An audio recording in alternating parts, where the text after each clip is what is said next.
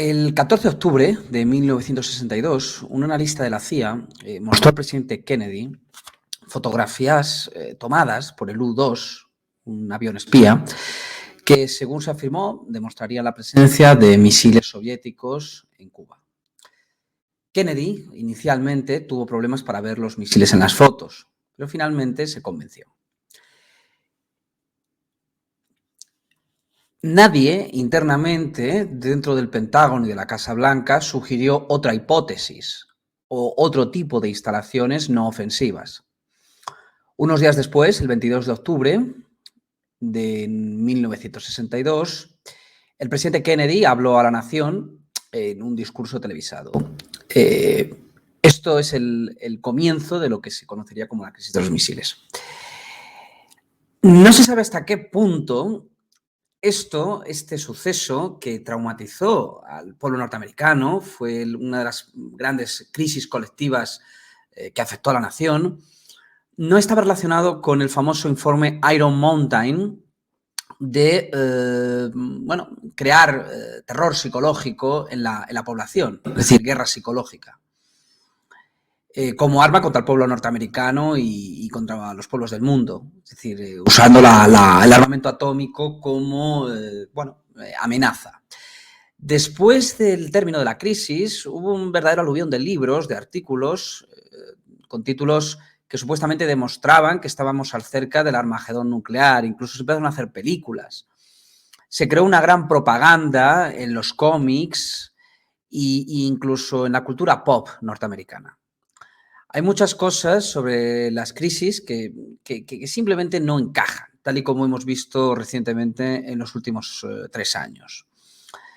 Esta crisis supuestamente comenzó cuando el U-2 norteamericano descubrió que la Unión Soviética había instalado esas bases de cohetes nucleares. Todavía es un tema más o menos candente en la historia de la Guerra Fría y hoy más que nunca, debido a los conflictos con Rusia, está de actualidad. Documentos desclasificados, años más tarde, así como innumerables nuevos libros sobre el tema, han brindado una visión bastante peligrosa, por cierto, de esos momentos. Según los autores, corregidos incluso en los últimos tiempos como alarmistas, el mundo se vio al borde de la guerra nuclear. ¿Hasta qué punto los historiadores no han hecho una revisión y una reinterpretación de lo ocurrido en aquellos años? ¿Hasta qué punto realmente era viable y tangible esa guerra nuclear y no hubo un exceso de alarmismo llevado a cabo por la prensa para controlar o manipular la opinión pública? Las piezas que faltaban al rompecabezas, según los historiadores contemporáneos, encajaban perfectamente para darnos una imagen coherente de lo que en realidad pasó durante la crisis. Tal vez demasiado perfecta. A pesar de todo lo que se ha escrito, hay algunos interrogantes que continúan sin ser respondidos convincentemente. Hay piezas de este rompecabezas entre Kennedy y la crisis de los misiles de Cuba que vino precedido de un intento de invasión, el famoso intento de Bahía de Cochinos, donde supuestamente la CIA y el Pentágono culparon a Kennedy de dejarles tirados al no dar la cobertura aérea necesaria para asegurar la invasión. Según Nikita Khrushchev, la idea de situar cohetes nucleares en Cuba para defender el gobierno de Fidel Castro de un ataque norteamericano se le ocurrió durante un viaje que hizo a Bulgaria del 14 al 20 de mayo de 1962. Pero unos días antes, el 5 de mayo, el embajador cubano Faure Chomón había regresado definitivamente de Moscú, buscando el apoyo logístico e industrial de la Unión Soviética para el reciente creado régimen castrista. Su sucesor, Carlos Olivares, quien fue designado 12 días después, todavía permanecía en Cuba, sin presentar sus cartas credenciales al gobierno soviético. El inesperado reemplazo de Chomón y su urgente regreso a Cuba coincidió con el descubrimiento de la ulterior neutralización por Fidel Castro de un supuesto y presunto intento de golpe de Estado contra el líder cubano. El fallido golpe estaba coordinado por el embajador soviético en La Habana, Sergei Kudryavtsev, y secundado por Aníbal Escalante y varios miembros del prosoviético Partido Socialista Popular. Kudryavtsev, a quien Barron en su libro KGB considera un maestro de la subversión, tenía otra ocupación además de ser embajador. Su trabajo real, más allá de la tapadera, consistía en actuar como alto oficial de la inteligencia soviética en La Habana y preparar la condición o las condiciones para una toma de poder por los rusos después de que Castro fuera depuesto. La Unión Soviética no se sentía cómodo con la figura de Fidel Castro en La Habana, lejos de lo que los historiadores nos han querido hacer ver. Las primeras distensiones internas entre Fidel Castro, por ejemplo, se dieron con su mano derecha, Ernesto Che Guevara, al cual, tras varias escaramuzas, mandó a Angola a ver un poco a quitárselo de en medio. Por otro lado, Castro descubrió el complot y Kudryavtsev fue expulsado sumariamente de Cuba, conjuntamente con un grupo de funcionarios de su embajada y agentes de la KGB, el 20 de mayo del 62, sin que le diesen tiempo ni para preparar su equipaje. Como los altos oficiales de la inteligencia soviética nunca actúan a motu propio, se deduce que Kudryavtsev en sus actividades anticastristas cumplía órdenes directas de la alta dirigencia soviética, posiblemente del propio Khrushchev. En lenguaje diplomático, cuando dos países retiran respectivamente sus embajadas, se dice que las relaciones están a un nivel muy bajo, generalmente a punto de romperse. ¿Por qué fue precisamente después de un fallido intento de derrocar a Castro y cuando las relaciones de los dos países eran muy poco cordiales que a Khrushchev se le ocurrió la peregrina idea de situar cohetes nucleares en Cuba para defender a Castro de un ataque norteamericano? ¿Está Khrushchev loco? ¿Es masoquista? No tiene ningún sentido. Por otro lado, Fidel Castro estudió en el Colegio Jesuita de Belén, hizo numerosos viajes a universidades americanas, becado, y tras su desde el cuartel de la montaña, su toma del control y la expulsión huida de Batista de Cuba, es recibido por el New York Times y por toda la élite intelectual de de Nueva York. Algo no encaja. Según la mayoría de los autores norteamericanos que han estudiado la crisis, un elemento clave en la exitosa solución de esta por el presidente Kennedy fue el importante papel que jugó el coronel Oleg Penkovsky, un coronel de la inteligencia militar soviética, el GRU, que un tiempo antes había sido reclutado por la CIA. Fue una extraordinaria coincidencia afirman estos autores que unos meses antes Penkovsky hubiese facilitado a la CIA un ejemplar del manual de operación del mismo tipo de cohete que los soviéticos luego emplazaron en Cuba. Penkovsky fue apresado por las autoridades soviéticas unos días antes de declararse la crisis y, según se afirma, condenado a muerte y ejecutado meses después. Aún hoy la CIA considera el reclutamiento de Penkovsky como uno de los grandes éxitos que contribuyó sobremanera a restaurar el prestigio perdido por la agencia después del sonado fracaso en la invasión de Bahía de Cochinos. Sin embargo, altos oficiales del MI6, el Servicio de Inteligencia Británico, tenían una idea muy diferente sobre Penkovsky. Para ellos, que fueron en realidad los que hicieron los primeros contactos con el oficial soviético y luego se lo pasaron a la CIA, Penkovsky no fue sino el elemento principal de una operación de desinformación de la inteligencia soviética, aparte de la forma irregular en que Penkovsky fue reclutado, pues este trató en varias ocasiones de hacerse reclutar por la inteligencia británica. Pero estos siempre lo rechazaron por considerarlo un agente provocador. Por lo tanto, existe, de una manera especulativa, una cierta evidencia de que desde su primer contacto con los británicos, la inteligencia soviética estaba al tanto de las actividades de Penkovsky. Por esta y otras razones, por ejemplo, Peter Wright, el famoso cazador de espías inglés y ex subdirector del MI5, que sería como el servicio secreto interno, una especie de FBI para Inglaterra, estaba convencido de que Penkovsky era en realidad un elemento clave de una operación soviética de desinformación, una especie de cebo o anzuelo para crear la particular estrategia de la tensión soviética. Distensión y tensión, el tira y afloja. James Jesus Angleton, el jefe de contrainteligencia de la CIA, vinculado a la Operación Gladio en Italia, también tenía grandes sospechas de que Penkovsky era un agente de desinformación al servicio de la inteligencia soviética. De modo que si, como todo indica, Penkovsky en realidad trabajaba para los servicios de inteligencia soviéticos o estos lo tenían bajo estrecha vigilancia porque desde el principio conocían de su traición, ¿por qué la inteligencia soviética permitió a Penkovsky que le pasara a la CIA información tan minuciosa sobre los cohetes que luego les sirvió a los norteamericanos para identificarlos perfectamente en suelo cubano y actuar en consecuencia? Si no te fías de un informador, no tiene sentido que aceptes su información.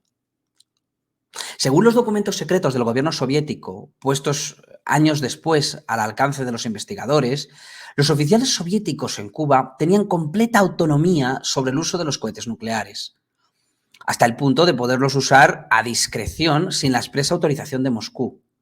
De ser esto cierto, esto habría violado todos los procedimientos establecidos por las Fuerzas Armadas soviéticas sobre el uso de armas nucleares. No ya los tratados nucleares, sino las meras relaciones internacionales y los protocolos internos del Politburó soviético. Los soviéticos han sido siempre muy cuidadosos con el control de las armas nucleares, al punto que cuando los oficiales de artillería coheteril tenían control sobre los cohetes, las ojivas nucleares permanecían aparte, controladas por unidades especiales Spetsnaz de la KGB. Ni siquiera los comisarios políticos del Politburó tenían acceso. La colocación de las ojivas nucleares en los cohetes solo se hacía siguiendo expresas órdenes estrictamente validadas del alto mando soviético y del Premier, después de haber sido autorizadas, obviamente, por él mismo. Estas regulaciones estaban vigentes antes de la crisis de los misiles cubanos y se mantuvieron después de estas. Entonces, ¿por qué los soviéticos, según se alega en el caso de los cohetes de Cuba, violaron tan drásticamente sus rigurosos procedimientos de seguridad establecidos por la doctrina militar soviética sobre el uso de armas nucleares? En su número 24 de noviembre de 1990, la revista francesa Le Monde Diplomatique publicó parte de un discurso secreto que Fidel Castro dirigió al Comité Central de su Partido Comunista de Cuba en el año 1968, en el que confesó su extraordinario amor por los cohetes nucleares. Se sabe que el 22 de noviembre, en un momento crítico de la crisis, unidades del ejército cubano tomaron por asalto y ocuparon durante varias horas una batería de cohetes soviéticos en la provincia de Oriente, hasta que fueron desalojados por unidades especiales soviéticas, con fuertes bajas de ambas partes. El inusitado hecho fue publicado en el Washington Times por Daniel Ellsberg, el que más tarde sería analista de inteligencia del Departamento de Defensa norteamericano y luego confirmado por Adrián Montoro, exdirector de Radio Habana Cubana, en un artículo que este último escribiría para el New York Times. Ellsberg sería más tarde el que filtraría, se especula con la ayuda de Henry Kissinger, un montón de información al Washington Post sobre la desastrosa guerra de Vietnam en la época Nixon. Algunos de los que participaron en la crisis del lado norteamericano comentaron en varias ocasiones la inexplicable insensatez de Khrushchev al colocar cohetes nucleares en Cuba.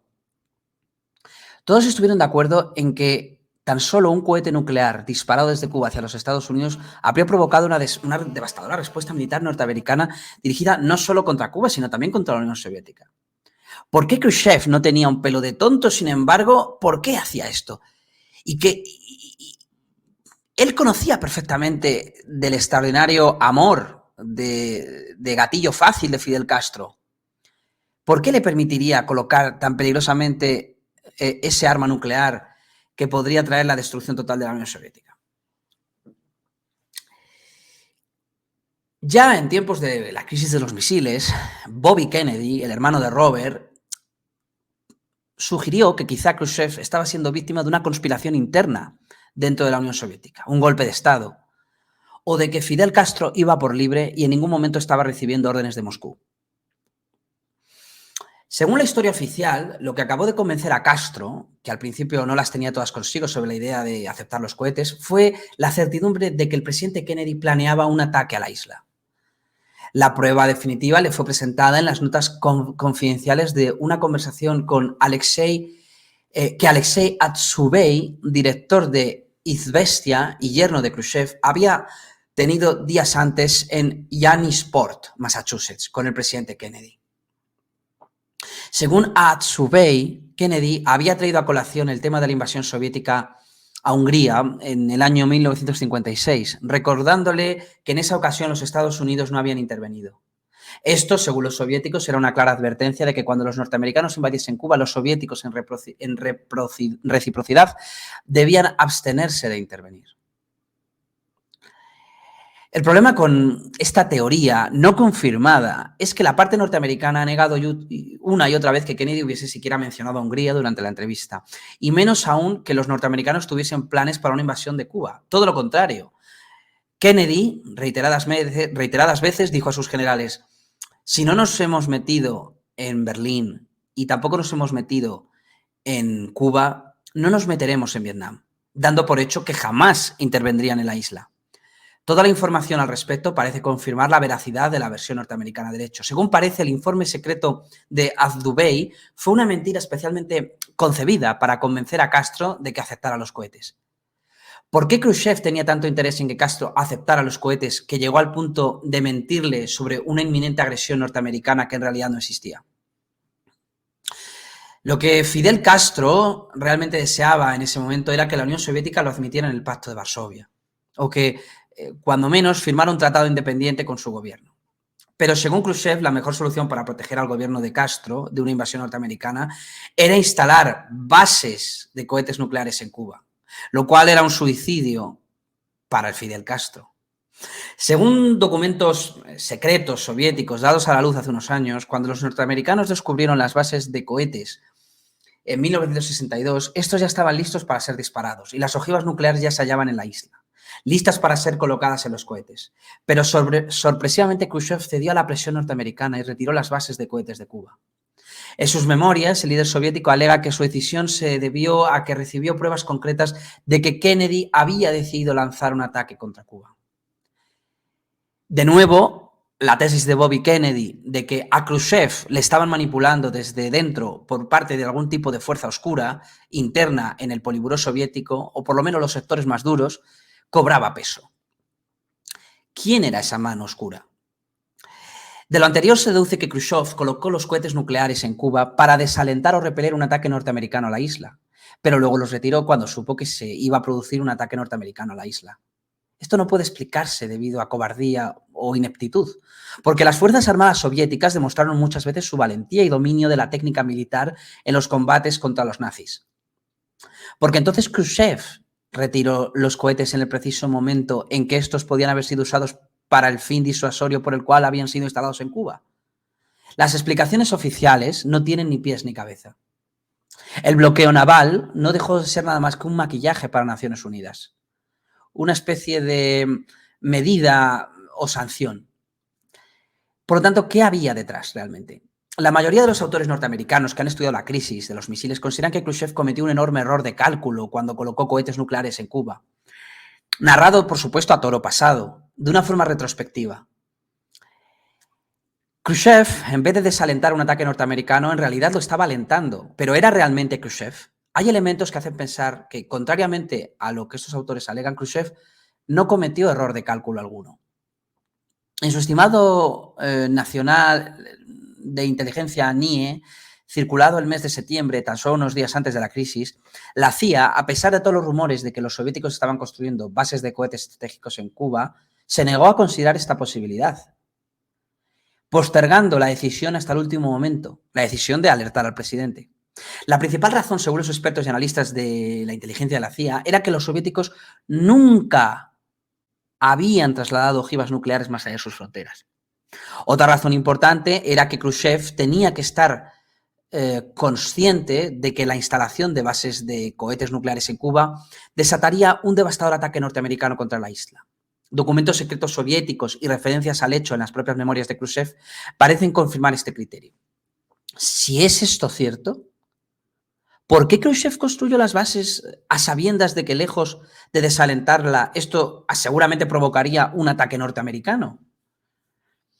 No tiene sentido. Uno de los aspectos que más llamó la atención de los analistas de inteligencia norteamericanos fue que los rusos no hubiesen enmascarado las bases de cohetes estratégicos. Podían haberlas ocultado perfectamente bajo tierra, podían haberlas puesto bajo camuflaje y confundirlo con el pasto verde de la selva. En cambio, los dejaron a la vista en una zona de la selva de la isla de Cuba totalmente deforestada, perfectamente localizable por cualquier avión espía. En las fotos tomadas por el U-2, las bases aparecen perfectamente definidas, sin ningún tipo de camuflaje que los oculte. Esto es muy extraño, porque los soviéticos eran expertos en enmascaramiento. La maskirovka siempre constituyó un aspecto importante de la táctica militar soviética. Y las técnicas de enmascaramiento recibían una atención especial en las escuelas militares soviéticas. Sin embargo, no fue hasta el día 23 de octubre, un día después de que Kennedy anunció en televisión el descubrimiento de los cohetes, que los soviéticos comenzaron apresuradamente a enmascarar las instalaciones en las bases. El hecho de que los oficiales soviéticos no camuflaran las instalaciones de las bases causó hondo malestar entre algunos altos oficiales cubanos, entre ellos Che Guevara. En un discurso secreto pronunciado meses después a altos miembros de su Partido Comunista, Castro comentó el inexplicable hecho y dijo que él pensaba que los soviéticos lo habían hecho a propósito. Si tal como todo indica lo anterior es cierto, ¿por qué los soviéticos querían que los norteamericanos descubrieran los cohetes? ¿Acaso no se trataba entonces nada más que una mascarada para la diplomacia y los discursos en la ONU? Con Adlai Stevenson. Las instalaciones que parecían ser bases de cohetes nucleares estaban rodeadas de baterías de cohetes antiaéreos, los famosos SAMs, cuyo propósito fundamental era protegerlas contra incursiones aéreas, particularmente de los aviones espías. De hecho, se llegó a derribar un avión espía U-2. Pero, sin embargo, estudiantes de ingeniería de la Universidad de La Habana, que habían sido asignados como asesores a las unidades de radar de las bases de SAMS, observaron cómo las pantallas de radar mostraban los U-2 sobrevolando las bases sin que los oficiales soviéticos hicieran el mínimo intento de derribarlos. La indignación de los cubanos, que no comprendían la causa de la inacción de los soviéticos, fue tan grande que en algunas bases llegó casi a la sublevación. Solo la presencia del Che Guevara llamando urgentemente a las bases logró calmarlos. Sin embargo, cuando a su vez informó de la situación de las bases a Castro, Guevara le confesó que él tampoco la comprendía.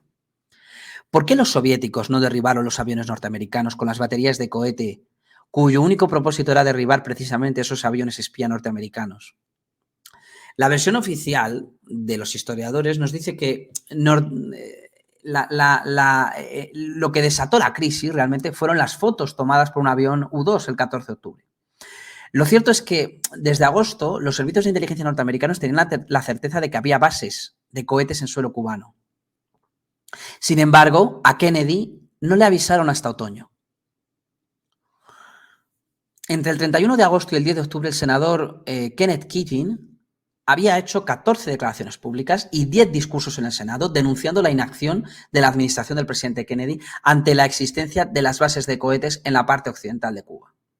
Refugiados cubanos que procedentes de Cuba llegaban a la Florida por centenares comentaban sobre las extrañas actividades de los rusos en la parte occidental selvática de la isla.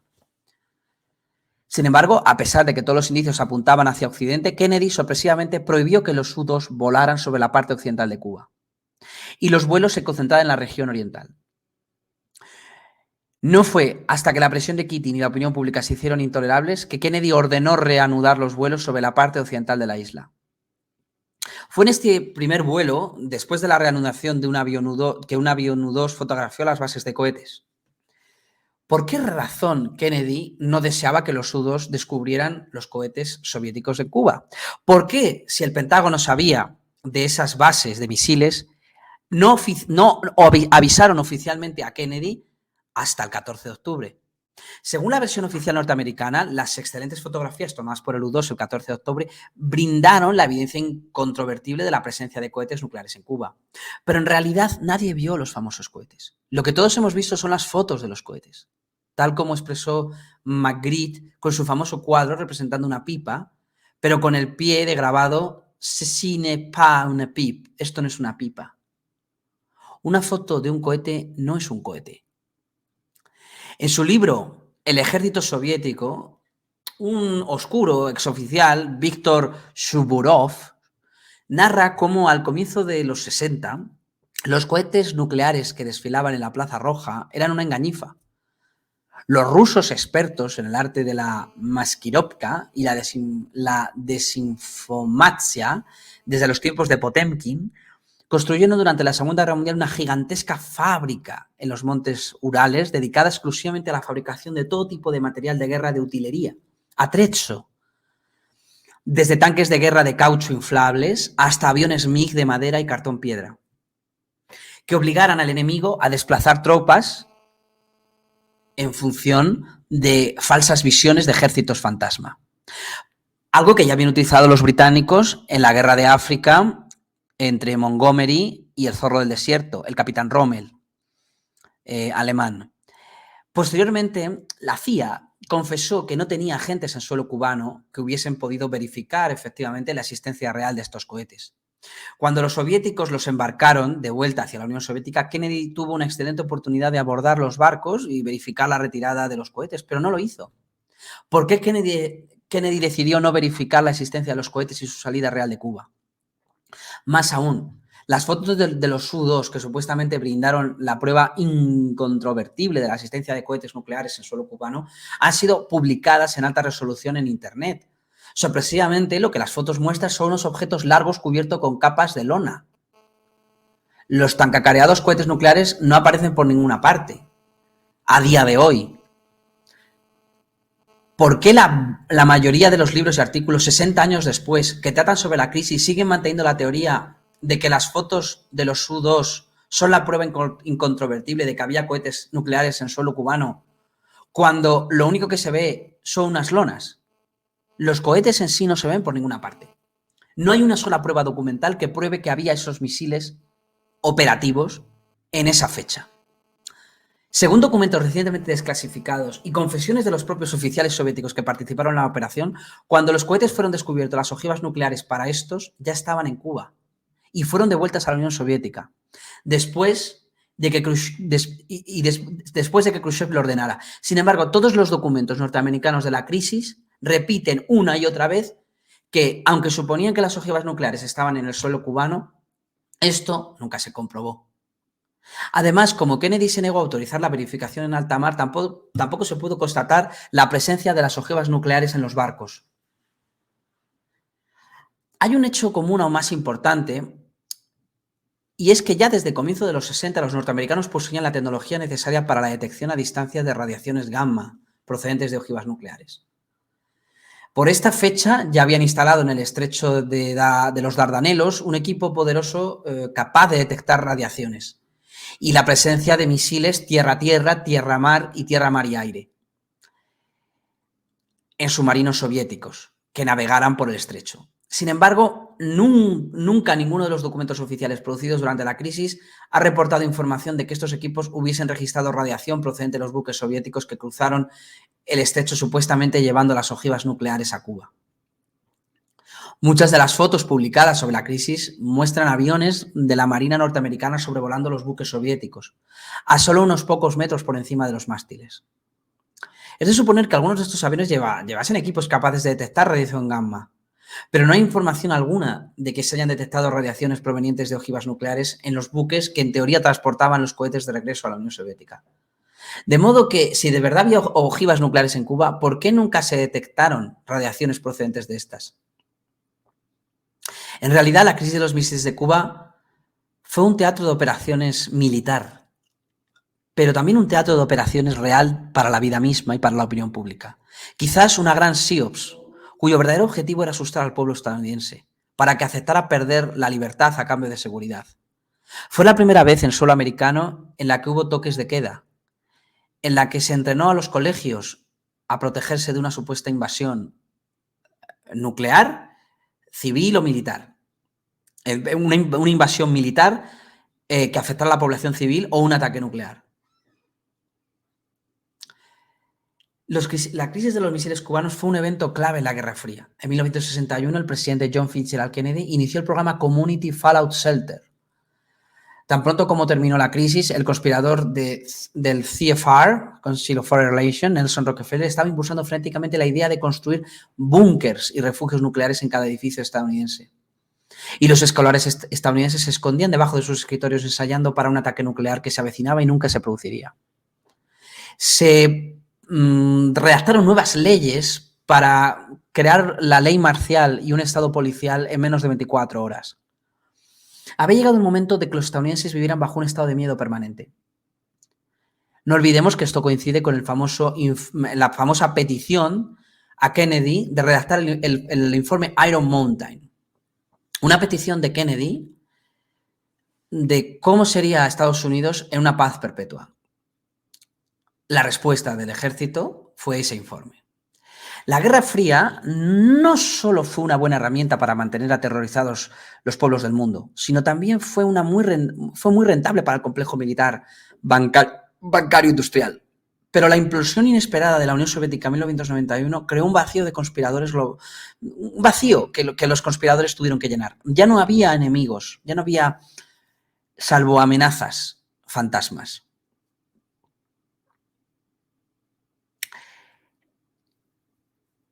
La destrucción de las Torres Gemelas en Nueva York desató la llamada guerra contra el terrorismo y fue utilizada también como pretexto para crear la Oficina de Seguridad Nacional y otros complejos similares, lo cual justificó la invasión de diferentes países en Oriente Próximo y Oriente Medio. Actualmente hay otras SIOPs usando el factor médico sanitario, cada vez repercutiendo más en la pérdida de libertad y control gubernamental y manejo de armas en el pueblo norteamericano y también en el resto de pueblos del mundo. Esto nos hace ver que quizás toda la Guerra Fría no fue nada más que una operación pactada, quizás tejida a nivel diplomático, para mantener esa estrategia de la tensión global. Ya sabemos que hay autores como Anthony Sutton que hablan del apoyo de determinados sectores del complejo bélico industrial, militar y financiero de Estados Unidos a el bloque soviético.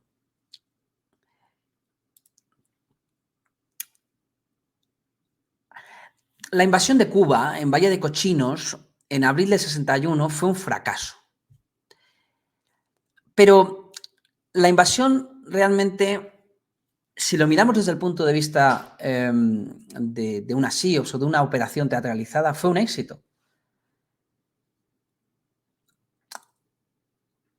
Todo depende de la premisa de la que se parta. Para muchos parece ser la de que el objetivo de quienes planearon la invasión fue derrocar a Castro, que era formalmente lo aparente. Pero ¿y si eso fuera tan solo el objetivo aparente?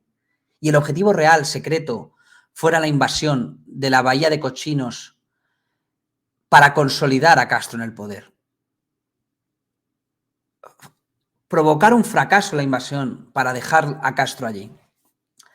Si alguien piensa que esto es un poco enrevesado, solo basta recordar que James Jesus Angleton, quien fuera el jefe de contrainteligencia de la CIA por muchos años, lo llamaba a sí mismo como convoluted thinking o pensamiento enrevesado. Y precisamente como en el campo de inteligencia y espionaje, y también en el de la política, las cosas rara vez son lo que parecen ser. Solo una lógica enrevesada conduce a la verdad, o al menos nos acerca a ella. Analicemos fríamente los hechos. Antes de la invasión de la Bahía de Cochinos, había en la Florida más de una docena de organizaciones anticastristas, conspirando activamente con el apoyo y cobertura del FBI y la CIA para derrocar a Castro. Fuera por la vía de las armas, atentados o incluso venenos.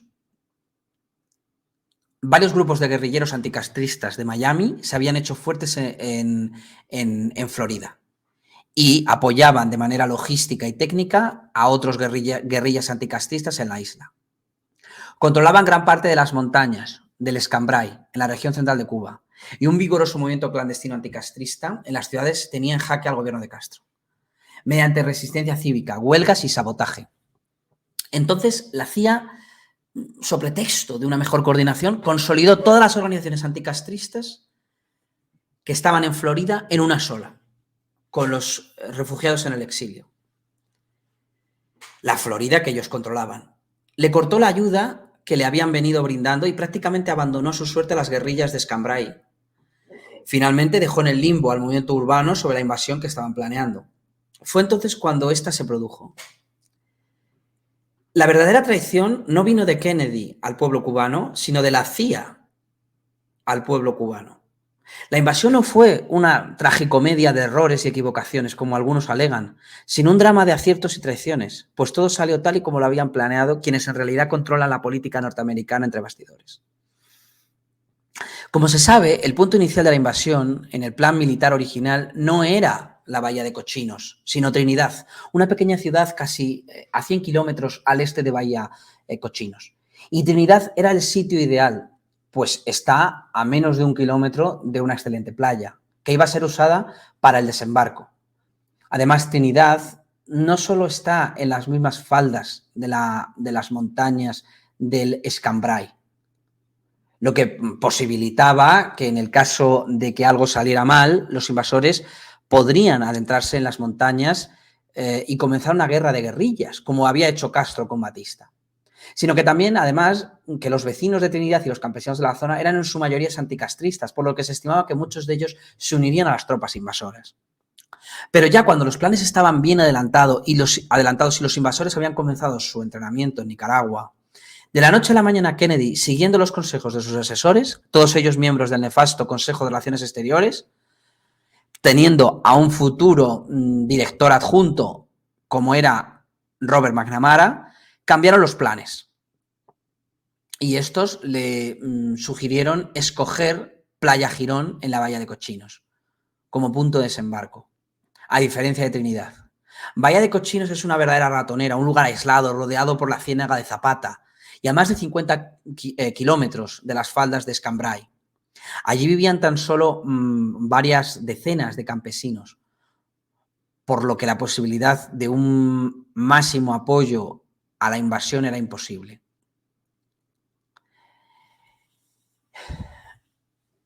Otro de los errores garrafales fue que, ignorando la reciente experiencia militar norteamericana en este tipo de operaciones durante la Segunda Guerra Mundial, véase el desembarco, por ejemplo, en Montecassino, el desembarco se efectuó de noche, lo que aumentó el caos y la confusión. Cuando las lanchas de desembarco se acercaron a la costa, descubrieron un peligroso arrecife que destruyó los fondos e hizo naufragar a varias de ellas. En la investigación posterior se descubrió que el arrecife aparecía claramente en las fotos que había tomado los U-2, pero nadie le informó de esto a los invasores. Otro error trágico, contrario a toda lógica militar. Los chicos que mandaban al desembarco les mandaban al suicidio. La mayor parte de las municiones y los equipos de comunicación los transportaban en un solo buque, el Houston. Al parecer, alguien se lo había informado a Castro, porque ese fue precisamente el buque que ordenó a sus pilotos hundir a toda costa. Cuando el Houston se hundió, los invasores se quedaron sin municiones y sin comunicaciones. Obviamente, la guerra es un hecho caótico y los planes de una parte, por muy calculados que hayan sido, chocan con los planes de otra parte. De modo que es muy fácil a posteriori echar la culpa a la ineficacia del ejército perdedor, cuando en realidad la derrota tal vez pueda haber ocurrido debido a la eficiencia del ejército ganador. Pero en el caso de Bahía de Cochinos, los errores cometidos fueron tantos que indican un esfuerzo consciente para que la invasión fracasara. Casi parece un autosabotaje de falsa bandera. Por ejemplo, una parte esencial del plan para destruir los aviones de Castro antes del comienzo de la invasión, de modo que los aviones de la fuerza invasora, que eran aviones de caza, sino bombardeos ligeros, controlaran el espacio aéreo. Pero el primer error fue comenzar el ataque aéreo 24 horas antes de la invasión, lo que eliminó el importante elemento sorpresa. Además, aunque se sabía que todos los aviones de Castro no habían sido destruidos en los primeros ataques aéreos, Kennedy también, siguiendo los consejos de sus asesores, no hay que olvidar que Kennedy no era militar de carrera, simplemente participó en la Guerra del Pacífico, en una patrullera, pero no era un general de división, volvió a cambiar el plan y prohibió que se efectuara el resto de los ataques. Esto le dio el control aéreo a Castro, lo que constituyó una ventaja decisiva. Ese fue el puntillazo final que dio al traste con la invasión. Además, aunque se ha negado, parece que tras bastidores los oficiales de la CIA que organizaron la invasión habían dado a entender que en caso de que todo saliera mal, los aviones de combate norteamericanos entrarían en acción y posiblemente los marines desembarcarían para ayudar a los invasores. Estados Unidos conocía a Cuba. No era un terreno que no conocieran. Ya le habían quitado Cuba a los españoles con un sospechoso sabotaje del acorazado Maine. Habían estado en la isla durante décadas. Habían tenido bases militares, habían puesto sus casinos. ¿Qué es lo que pasó? Cuando las cosas comenzaron a salir mal con la invasión, Kennedy también, siguiendo los consejos de sus asesores, los dejó en la estacada y ordenó que los aviones norteamericanos no les dieran cobertura aérea. Un tripulante de un portaaviones norteamericano que estaba a pocas millas de la costa luego contó que los pilotos estaban tan furiosos que casi se amotinan cuando vieron cómo los invasores los masacraban y a ellos se les prohibía volar para darles ayuda. Previo al ataque, la CIA aprendió y mantuvo incomunicaciones en la base de Opa Loca a los dirigentes del exilio, para que estos no alertaran a los grupos anticastristas de Cuba sobre la invasión. Así que hubiera una descoordinación total entre la invasión militar norteamericana de Cuba y las fuerzas anticastristas de las guerrillas internas. Así que la CIA, siguiendo órdenes superiores, primero consolidó todos los grupos castristas en uno solo, controlado desde la Universidad de Miami en Florida, y luego lo decapitó de un solo golpe. Por su parte, Castro aprovechó la invasión como pretexto para desatar una violenta represión contra los grupos de resistencia urbana y los eliminó por completo. Y después que la CIA dejó de enviarle armas y municiones, Castro lanzó una gigantesca ofensiva militar contra los grupos guerrilleros de Escambray, que aniquiló poco después. Estados Unidos, ni aposta, podría haber ayudado a Castro de una mejor manera. Hay muchas más cosas difíciles de explicar. A comienzos de noviembre de 1960, 6 meses antes de la invasión, Castro y el comandante Félix Duque estuvieron todo un día inspeccionando cuidadosamente la bahía de Cochinos y Playa Girón. El hecho es mencionado por Peter Wyden en su libro The Bay of Pigs, New York, Simon & Schuster, 1990. Página 104. O sea, que mucho antes de aconsejar a Kennedy sobre el nuevo punto de desembarco, los agentes del CFR, Consular Foreign Relations, en la CIA, ya se le habían informado a su agente Castro para que estuviera bien preparado.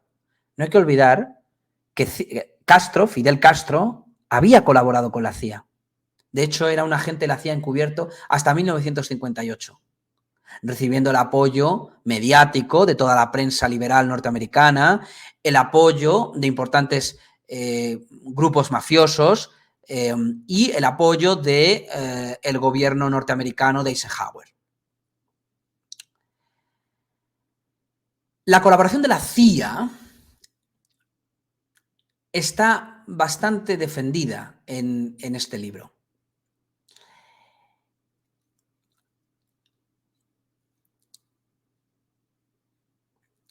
No hay nada de qué sorprenderse por el hecho de que la CIA y sus amos secretos hayan traicionado a los invasores de la Brigada 2506.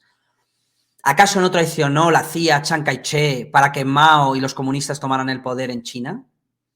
¿Se olvidan de cuando traicionaron a los patriotas húngaros que se rebelaron contra el yugo soviético?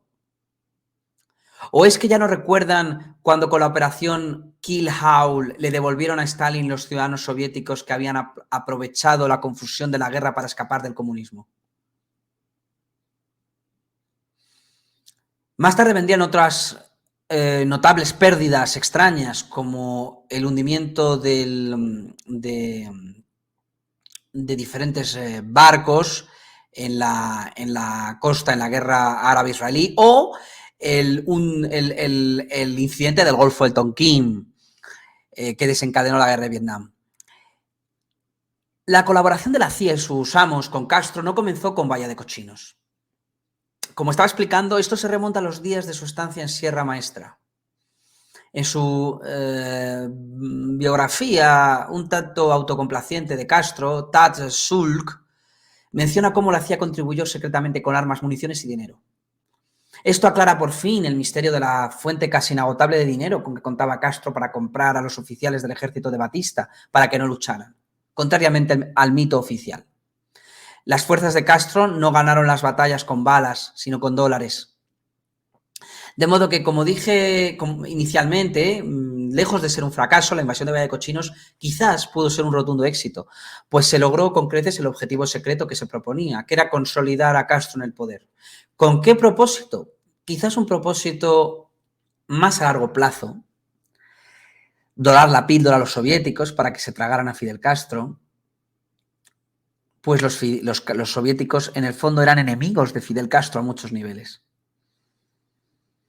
Poco después de que tomara el poder en Cuba, Castro dio varios pasos en secreto para acercarse a los soviéticos, pero estos los rechazaron. El motivo de esta falta de interés fue que los soviéticos tenían serias dudas sobre la bona fides de Castro. Bona fides es un término en latín que se usa convencionalmente en inteligencia y espionaje. Cuando un oficial de inteligencia recluta a un nuevo agente o cuando un oficial de la inteligencia opositora se ofrece a colaborar con el enemigo, lo primero que se hace es verificar su bona fide, es decir, su buena fe, y comprobar que el agente potencial es lo que dice ser y no un traidor que se quiere infiltrar, un doble agente. Pero comprobar la bona fide de un agente no es cosa fácil. En el caso de Castro, inicialmente los soviéticos no confiaban en él. Sergio Khrushchev, el hijo del premier soviético Nikita Khrushchev, que luego vivió en los Estados Unidos, escribió un artículo sobre su padre, en el que cuenta cómo en cierta ocasión, cuando era un adolescente y estaba de visita en el Kremlin, al comienzo del insistente e inesperado acercamiento de Castro a los rusos, oyó a Nikita comentar con otros miembros del Politburó que sospechaban que Castro era en realidad un agente de la CIA. Sin olvidar que los líderes soviéticos siempre fueron paranoicos en el sentido de que veían enemigos por todas partes, es bueno recordar que en el campo de la inteligencia y particularmente en el campo de la contrainteligencia, una buena dosis de paranoia es condición imprescindible en la profesión. Castro había reprimido a los elementos más puramente marxistas en el alzamiento, aparte de las futuras traiciones a Ernesto Che Guevara y a otros líderes. Es por esto que el propósito secreto de Bahía de Cochinos fue dorarle la píldora a los rusos para que se tragaran a Castro. Simular que Castro era un ferviente anti-norteamericano. Y vaya que se lo tragaron, aunque muy pronto lo lamentaron, porque Castro se le atoró a todo lo que se le tragó, a todo lo que se lo tragó. Mucha gente piensa que fueron los errores de los norteamericanos y la ineptitud de Kennedy lo que empujaron a Castro en brazos de los rusos. Y es posible que incluso el propio Kennedy así lo pensara. Todavía se siguen escribiendo libros y artículos sobre el tema y todos sustentan esa misma tesis sin replantearse el escenario, saliendo de la caja mental. Es cierto que los norteamericanos lanzaron a Castro en brazos de Moscú, pero no debido a errores ni cosa por el estilo, sino siguiendo un plan perfectamente calculado. ¿Acaso los americanos no habían entrenado a espías haciéndolos pasar por soviéticos, enseñándoles rusos y mandándoles a Moscú? Supuestamente vendiendo secretos a lo mejor sin importancia, pero amortizados por los norteamericanos. ¿Acaso no fue Lee Harvey Oswald un espía norteamericano convertido en soviético, entrenado para ser soviético, para infiltrarse en el aparato de inteligencia moscovita? ¿Por qué no iban a crear un agente de mayor nivel, de mayor proyección internacional? Todo un líder de masas, un estadista con su leyenda y mito propio. Fidel Castro pudo haber sido desde su época juvenil un espía de la CIA. La prueba está en dos documentos muy reveladores que fueron dados a conocer hace unos años. Estos documentos son dos cables secretos enviados por el embajador británico en Washington a su gobierno. En uno de estos, fechado el 24 de noviembre de 1959, el embajador le informa a su gobierno de las presiones del director de la CIA, Allen Dulles, y miembro importante de la camarilla de conspiradores que controlaban el gobierno oculto norteamericano en aquella época, para que Gran Bretaña no le vendiera aviones de combate a Castro. Y este se viera forzado a adquirirlos en el bloque soviético. Pocos días antes, el 29 de octubre del 59, el embajador había enviado otro cable en el que informaba a su gobierno sobre las amenazas de Castro, de que si los británicos no le vendían los aviones, él los compraría tras la cortina de hierro. No me cabe duda de que Angleton habría visto esta misteriosa coordinación Castro-Dulles como extremadamente sospechosa.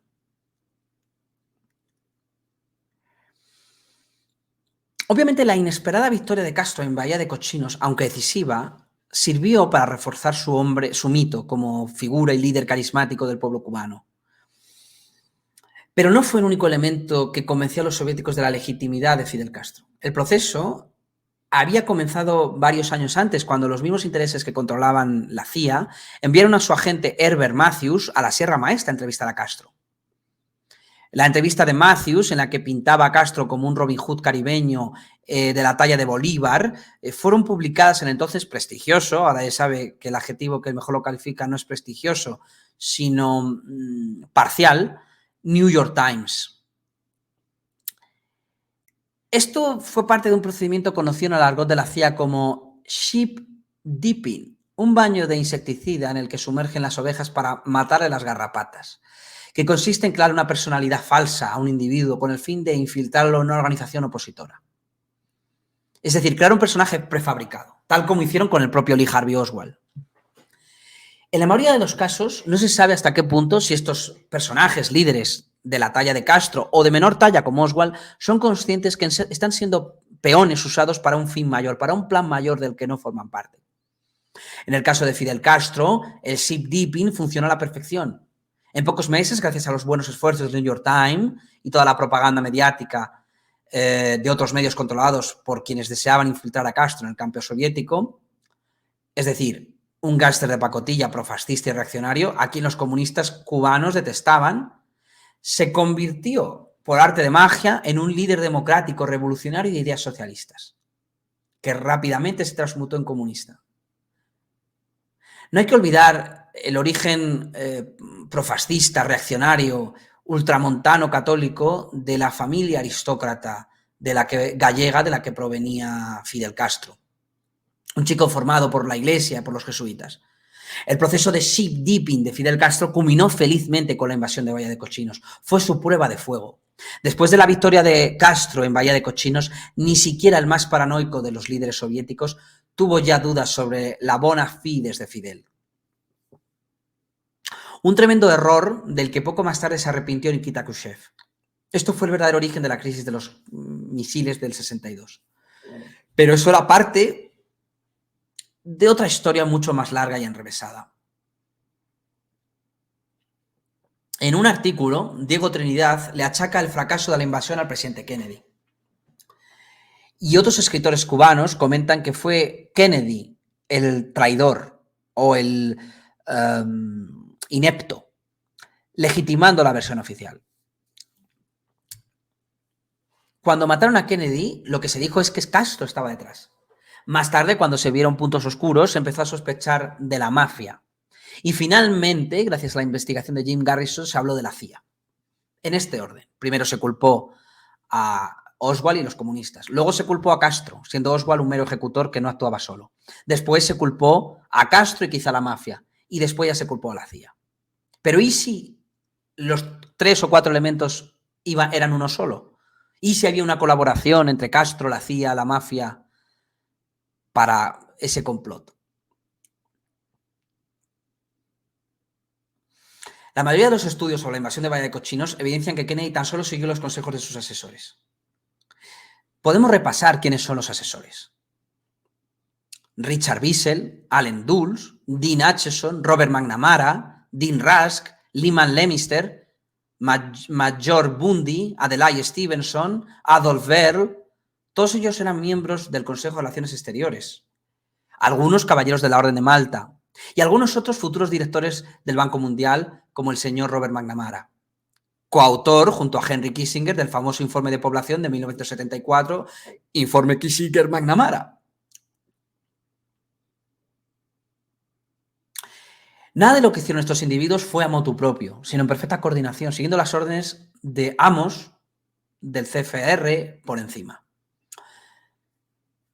Como miembros del CFR, la mayoría de estos asesores detestaban al presidente Kennedy, quien no era miembro del CFR, no era caballero de la Orden de Malta, e hicieron todo lo posible por crearle problemas.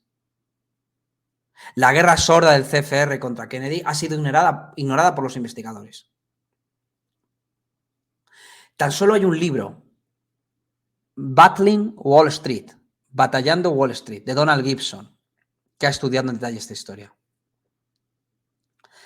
¿Cómo es posible que se les hubiera colado un presidente que, aun siendo irlandés, de un origen humilde, por parte del padre, se hubiera, es decir, de un padre diplomático, pero que a su vez su abuelo era de origen humilde y no pertenecía a las cámaras del poder de Washington, ni a las esferas WASP, ni a Skull and Bones, ni al CFR, ni a los grandes consejos directivos de la política norteamericana, llegar a la Casa Blanca.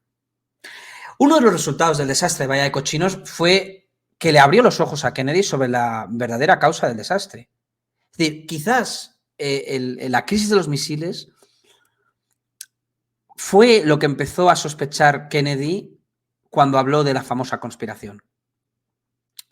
Justo después de la Bahía de Cochinos, despidió a Allen Dulles como director de la CIA y comenzó a ignorar totalmente el Consejo de Seguridad Nacional controlado por el CFR. Quizá eso fue lo que selló su destino. Junto a que ordenó al Tesoro de la Nación que imprimiera billetes de banco no autorizados por el Banco de la Reserva Federal. Muchos estudiosos han llegado a la conclusión de que eso fue lo que le costó la vida. Todavía la tinta no se había secado del todo en los billetes cuando Kennedy fue asesinado y su sustituto, Lyndon Belloso, ordenó destruirlos. Por cierto, a pesar de que era el único que públicamente había amenazado de muerte a Kennedy más de una vez, Castro es el único sospechoso que no se menciona en la mayoría de libros que han estudiado el asesinato del presidente. Muchos todavía ignoran o se empeñan en ignorar que desde comienzos del siglo XIX el verdadero gobierno de Estados Unidos no está en Washington, sino en Nueva York y Londres, concretamente la City. Desde la Harold Pratt House en Manhattan, sede del CFR, donde un pequeño grupo de banqueros, magnates petroleros, ejecutivos de corporaciones transnacionales, todos ellos miembros del CFR, mantienen el verdadero gobierno invisible de Estados Unidos. Fueron precisamente algunos miembros del CFR, Council of Foreign Relations, Consejo de Relaciones Exteriores, quienes a través de la CIA, que habían creado en 1947, reclutaron a Fidel Castro a comienzos del año 48 y lo enviaron a Bogotá, a Colombia, para que participara en el asesinato del líder populista Gaitán y provocara los disturbios del Bogotazo. Es decir, Fidel Castro era un agente de la CIA en el año 1948, enviado a Colombia. El Bogotazo fue una operación de guerra psicológica cuyo objetivo era atemorizar a los pueblos con el miedo al comunismo y calentar la Guerra Fría, ya que se estaba enfriando. La Guerra Fría, como todas las guerras que han fomentado, fue altamente beneficiosa para Wall Street, los magnates del petróleo y grandes ejecutivos de las corporaciones transnacionales aglutinados en el CFR, sin olvidar la conexión con la City de Londres. Fueron precisamente algunos miembros del Consejo de Relaciones Exteriores quienes ayudaron a Castro cuando estaban en Sierra Maestra, suministrándole armas y dineros a través de la CIA. Fue un agente del CFR, Herbert Matthews, quien publicó en el New York Times, miembro corporativo del CFR, una serie de artículos que lanzó a Castro al estrellato. Fueron agentes del CFR, en el Departamento de Estado, los que apoyaban incondicionalmente a Castro. Fue el presidente Eisenhower, miembro del CFR, quien envió a su emisario William Pauli, íntimo amigo de Allen Dulles, a decirle a Batista que tenía que marcharse y dejar el camino libre para que Castro tomara el poder. En su primera visita a los Estados Unidos, después de apoderarse de la isla de Cuba, lo primero que hizo Castro fue visitar en secreto la sede del CFR, Consejo de Relaciones Exteriores, donde le agradeció a su buen amigo David Rockefeller, presidente del CFR, el haber facilitado la toma en el poder en Cuba. La amistad entre Rockefeller y Castro ha sido reconocida públicamente entre ambos, incluyendo el propio David Rockefeller, al cual cita en sus memorias de 2002. Hay numerosas fotos donde se les ve abrazados, compartiendo cenas, comidas, viajes. Y ambos han viajado juntos, Castro a Nueva York y Rockefeller a La Habana. No cabe duda de que Castro hizo un excelente trabajo en Cuba, según lo pensaban sus amos Rockefeller y sus secuaces en el CFR. En una reunión en la cumbre que se llevó a cabo en La Habana en abril del 2000, el secretario general de la ONU, una organización creada y controlada por el CFR, Kofi Annan, declaró que el régimen de Castro había creado un ejemplo del que todos podemos aprender y que debería ser la envidia de otras naciones.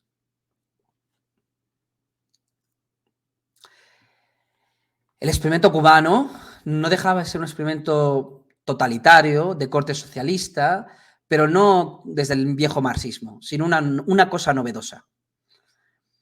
En febrero de 2001, un delegado de alto nivel del Consejo de Relaciones Exteriores, dirigida por David Rockefeller, visitó Cuba y mantuvo una larga reunión con Castro. Después de la reunión, el presidente del CFR, Peter Peterson, elogió el compromiso apasionado de los líderes cubanos de ofrecer educación superior y altos niveles de salud pública a su pueblo. Luego añadió, creo que Cuba es uno de los países con mejor educación de todo el hemisferio. Por supuesto, no es de extrañarse que los conspiradores del CFR, que han transformado las escuelas públicas norteamericanas en centros de adoctrinamiento y de otros neoideologías ligados al ecologismo y a determinadas ideologías biopolíticas, vean con agrado que Castro haya hecho lo mismo en Cuba desde hace muchos años. El nexo entre un neocomunismo y la ideología, por así decirlo, globalista, si se puede usar el término, se ve claramente ya en esta época. No hay duda de que los financieros de Wall Street, magnates petroleros, ejecutivos transnacionales miembros del CFR están sumamente agradecidos de Fidel Castro. Ejemplo de esto es un documento secreto creado por los conspiradores del CFR, el tristemente célebre NSC 200, National Security Study Memorandum 200, como ya he comentado antes, atribuido al agente del CFR, Henry Kissinger, y Robert McNamara, asesor de Kennedy. Mantenido en secreto por muchos años, el NSC 200 delineaba una política de eliminación de la población en el continente africano para facilitar que los bancos, las compañías petroleras y las corporaciones transnacionales saquearan sus recursos naturales. También la movilización de las migraciones hacia Europa. Los africanos no podían así explotar y disfrutar si eran movilizados a otros continentes como Europa y hacían políticas antinatalistas por diferentes medios. Nadie ejemplifica mejor la implementación del NSC 200 que la invasión castrista de Angola en el otoño del 75, donde fue enviado Ernesto Che Guevara. En teoría, Castro ordenó la invasión de Angola para ayudar al líder nacionalista Agostinho Neto y evitar que las fuerzas apoyadas por el imperialismo se adueñaran del país. Pero ¿cuál fue el resultado de la victoria de Castro en Angola?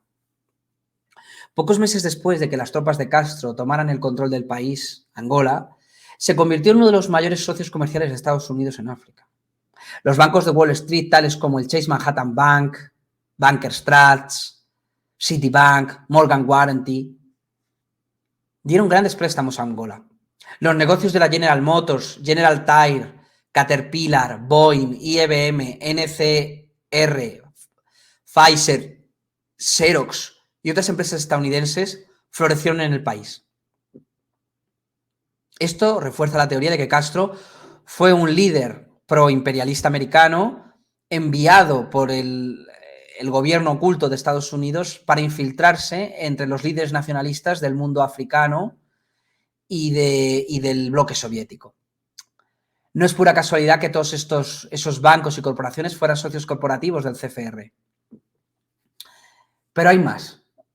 Castro es el único líder que no fue tocado en todo su mandato después de la valla de cochinos. Fue el propio Robert McNamara el que convenció a Bobby Kennedy para que ofreciera a Castro, a cambio de no disparar los misiles, que jamás Estados Unidos invadiría la isla.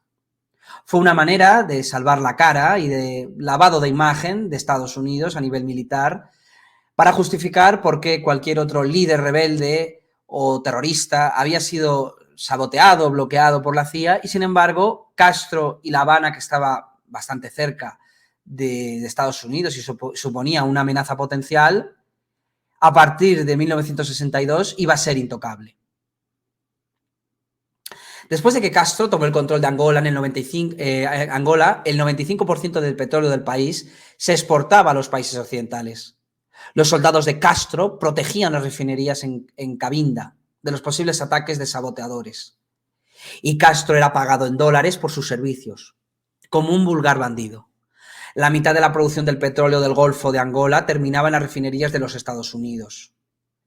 Un supuesto líder comunista apoyaba intereses capitalistas norteamericanos en el tercer mundo, evitando la aparición de nacionalismos industriales y a líderes nacionales africanos que apoyaran esos países en vías de desarrollo para que se acabaran desarrollando industrialmente y acabaran alcanzando su independencia monetaria, económica, financiera, industrial, territorial respecto al poder norteamericano.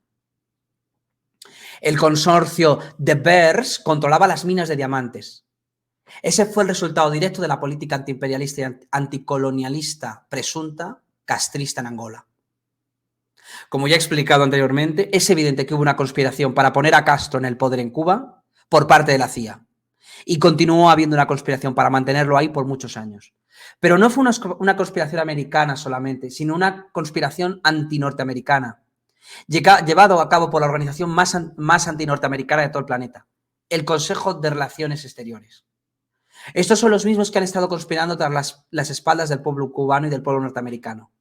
Los mismos que estuvieron detrás de la muerte de Kennedy y han mantenido en Cuba el castrismo después de la muerte de Castro. El plan para eternizar el castrismo en Cuba después de la muerte del tirano fue delineado con lujo de detalles en el 2001. En el documento US-Cuba Relations in the 21st Century, a follow-on chairman report on an independent task force sponsored by Council of Foreign Relations. En los años 90, varios aviones de anticastristas de Miami sobrevolaron el espacio aéreo cubano y fueron derribados. Bill Clinton no invadió La Habana y no tomó acciones de represalia militar contra el régimen de Castro, salvo una protesta formal ante Naciones Unidas y ante la Casa Blanca. Y en la Casa Blanca. Pero no hubo una represalia por el asesinato de civiles norteamericanos, nacionalizados norteamericanos de origen cubano, que salieron de Miami y fueron derribadas sus avionetas. Dicho informe fue un intento tan evidente de consolidar y eternizar la tiranía castrista en Cuba que algunos de los participantes como Mark Falkov, Daniel F. W. Fisk, Susan Kaufman-Purcell, Peter W. Rodman, Mark A. Thyssen, Micho Fernández Spring le hicieron severas críticas. Uno de ellos, María Berlau, al parecer se percató de que el documento no pasaba de ser una farsa para encubrir una componenda y se negó a firmarlo. Los conspiradores del CFR en el gobierno invisible de Estados Unidos y no el pueblo norteamericano son los que traicionaron al pueblo cubano. El llamado o mal llamado por la izquierda marxista imperialismo norteamericano en el fondo es un eufemismo impreciso, pues no es norteamericano dicho imperialismo y tiene sus raíces en corporaciones internacionales que nada tienen que ver con los intereses del pueblo norteamericano y con la defensa de sus libertades y derechos civiles, amparados por la Constitución. El pueblo norteamericano, desde hace ya más de un siglo, no responde a los intereses de la Carta Magna Fundacional de Estados Unidos y el Acta Fundacional de Estados Unidos, We the People. Los mismos que conspiran de espaldas al pueblo norteamericano para establecer un nuevo gobierno, un nuevo orden, parece ser una copia del régimen de Castro que tan exitosamente implantó en Cuba. Tenemos que ir, como ya citó Kennedy, a viejas obras de la literatura universal y valernos de su recuerdo y de sus enseñanzas para aprender en el presente y prepararnos para el futuro. La memoria de Kennedy, por lo tanto, hoy es más necesaria que nunca. En su libro El arte de la guerra, uno de los mejores estudiosos sobre inteligencia y espionaje, Sun Tzu, un general chino que vivió 500 años antes de Cristo, escribió: en la guerra todo se basa en el engaño, y añadió: solo quien conoce a su enemigo como a sí mismo ganará todas las batallas.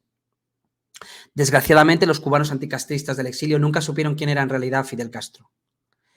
Es por eso que perdieron todas las batallas.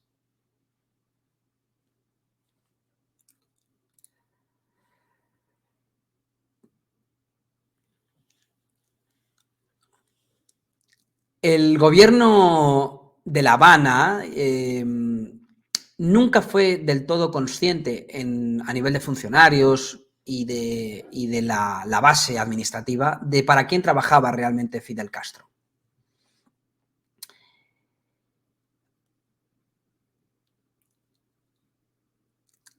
La razón por la que siempre llamó anticastrocomunistas a los cubanos en el exilio es porque la única razón por la que odiaban a Castro era porque Castro era comunista. Castro en realidad no fue un comunista. Y para los cubanos anticastristas esto es difícil de entender. Cuando Castro dijo que había creado en Cuba una verdadera democracia, todos a una gritaron miente. Cuando Castro afirmó que la educación pública que había creado era la mejor del mundo, todos gritaron miente.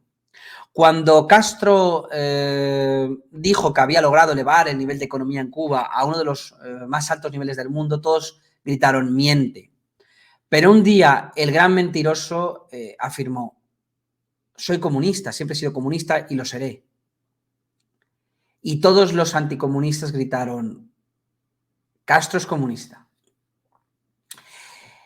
Los cubanos anticastristas cometieron el grave error de adoptar una definición castrista del castrismo.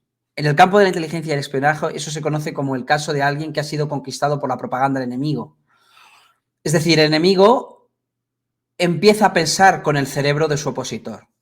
Es por eso que desde hace tiempo los cubanos anticastristas cometieron un gran error de percepción.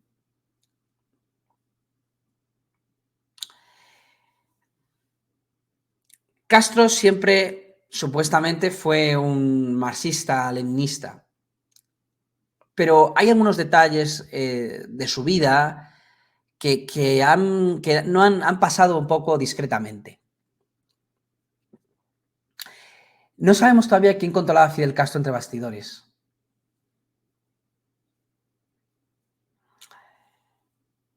Y tampoco sabemos si esos agentes secretos, a su vez, eran manipulados por Moscú.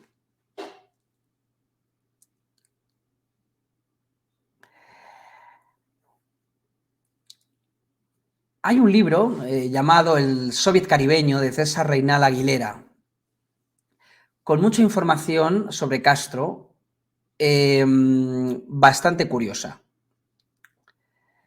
Según Reynal, en la Cuba pre-Castro, debajo de cada piedra y detrás de cada arbusto se escondía un comunista conspirando activamente para imponer en Cuba el comunismo. Y según este libro, fue Fabio Grobar, un polaco que vendía telas en las calles, en las calles Muralla de La Habana Vieja. Según Reynal, Castro tenía agentes secretos en cada esquina. Pero en su libro no menciona, por ejemplo, que Castro estudió con los jesuitas, primero en Santiago de Cuba y luego en La Habana, y que sus preceptores jesuitas lo tenían en alta estima. Es bueno recordar que por esos años los jesuitas todavía no se habían convertido al comunismo y eran fanáticos profascistas. Al fin y al cabo, el socialismo y el fascismo comparten el mismo totalitarismo económico. Los jesuitas, sin embargo, sí son conocidos por las reducciones guaraníes y posteriormente por la teología de la liberación, con un claro toque comunista en su forma de entender la economía.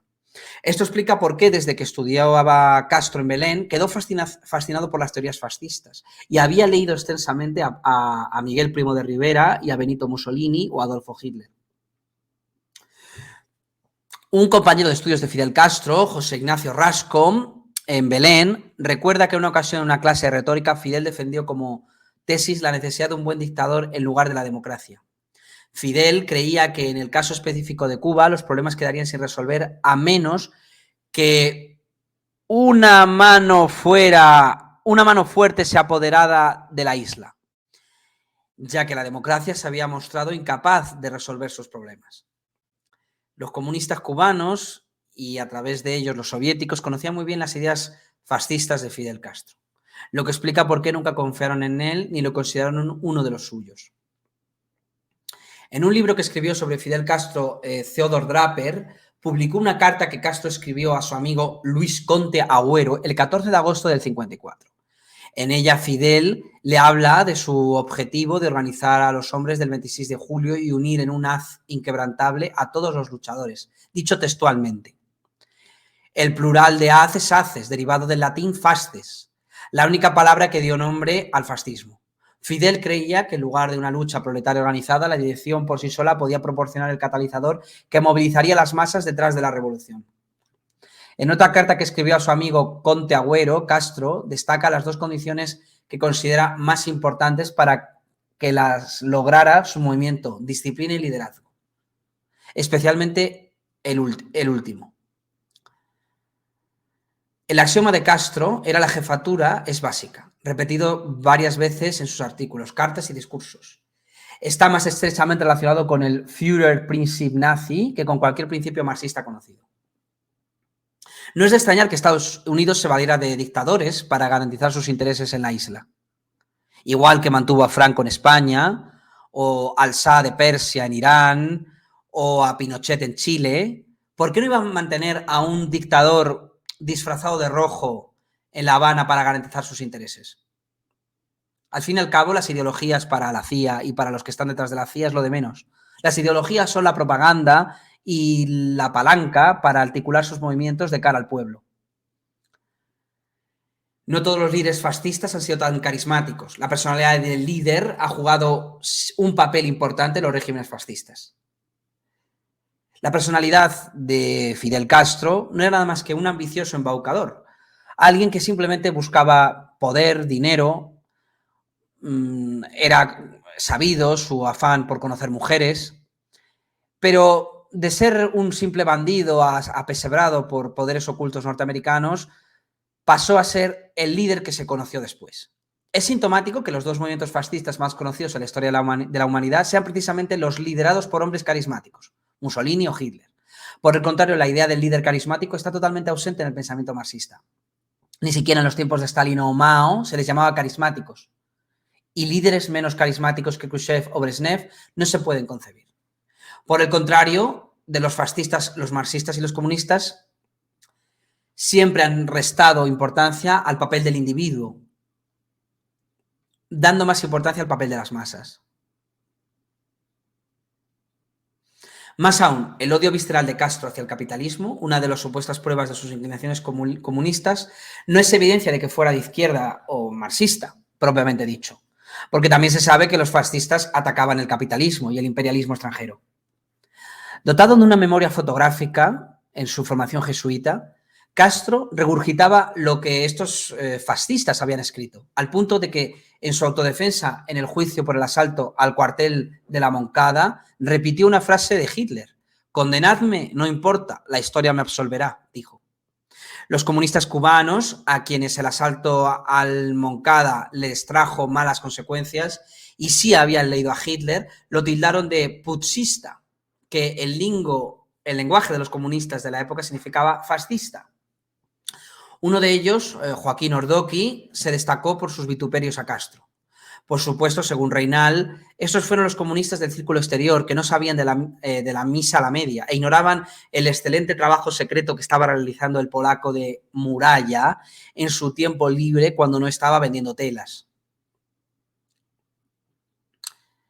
En el libro de Reynal le dedica menos de una página al Bogotazo, un evento clave donde se probaría la conexión con la CIA y donde Castro al parecer se quitó la careta y se declaró comunista.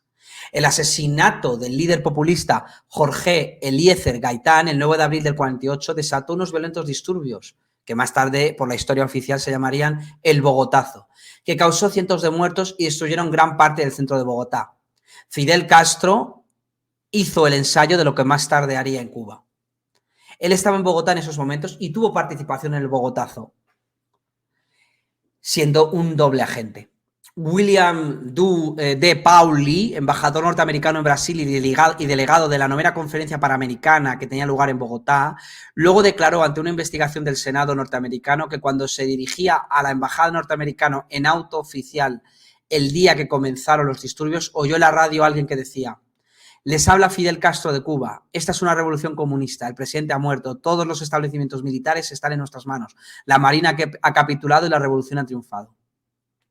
Pero según los testigos presenciales, Pauli, amigo de Allen Dulles y conectado con la CIA, estaba presente en la reunión secreta que se llevó a cabo a comienzos del 48 en casa de María Lazo, donde la CIA reclutó a Castro y le encomendó la tarea de ir a Colombia a provocar los disturbios y echarle la culpa a los comunistas. Años más tarde, Pauli fue la persona que el presidente Eisenhower envió a Cuba a finales del 58 para que le dijera a Batista que tenía que espantar la mula para que lo sustituyera el caballo. Castro y su amigo Rafael del Pino lograron escapar de los disturbios en Colombia en un avión de carga que conducía de regreso a Cuba varios toros y vacas que habían llevado a Bogotá para una exposición agropecuaria. Durante ese viaje, Castro descubrió su pasión por los toros y las vacas, aunque ya le venía de familia por su tradición ganadera. Pero en su afán por probar que los comunistas estaban detrás de todo lo que hacía Castro, Reinale lucubra que Castro y su amigo Rafael del Pino lograron escapar en ese avión porque en esa época casi todos los pilotos eran comunistas, en la página 196 del libro. Pero no fue así. Castro y del Pino lograron regresar en ese avión porque el embajador de Cuba en Colombia, Guillermo Belt, a pesar de que detestaba a Castro, lo autorizó. Muchos años más tarde, Belt le confesó a un amigo que lo había hecho porque había recibido órdenes de arriba y miró hacia el norte. Por si usted lo ignora, Moscú no está al norte de La Habana. Los comunistas cubanos sintieron un gran aprecio por Fidel Castro y esa actitud estaba más que justificada. Para ellos, aunque varios de sus amigos en la Universidad de La Habana eran comunistas, desconfiaban de Fidel. Lo cierto es que Castro nunca fue miembro del Partido Socialista Popular, nombre que tomó el Partido Comunista Cubano en la posguerra. Tampoco venía de un origen humilde, venía de una especie de burguesía aristocrática de terratenientes. Los comunistas, en el fondo, no lo consideraban ni siquiera cubano de origen, sino un colonialista o hijo de colonialistas gallegos. Más aún, hay evidencias de que la animosidad era mutua. En el 56 se vio mezclada una polémica Castro debido a un artículo aparecido en la prestigiosa revista Bohemia titulada El Grupo 26 de Julio en la cárcel, en que lo acusaba de comunista. El artículo había sido escrito por Luis Dam, un republicano español en el exilio en México. Según Dam, la policía mexicana tenía pruebas de que Castro era miembro del Partido Comunista. La airada respuesta de Castro, escrita desde la prisión en México, donde estaba detenido por preparar la invasión de Cuba desde territorio mexicano, no se hizo esperar. En el siguiente número de Bohemia, Castro publicó un apasionante artículo que tituló Basta ya de mentiras. Según Castro, dice textualmente: naturalmente, la acusación de que soy comunista es absurda a los ojos de todos los que conocen mi conducta pública en Cuba, sin ningún tipo de nexos con el Partido Comunista.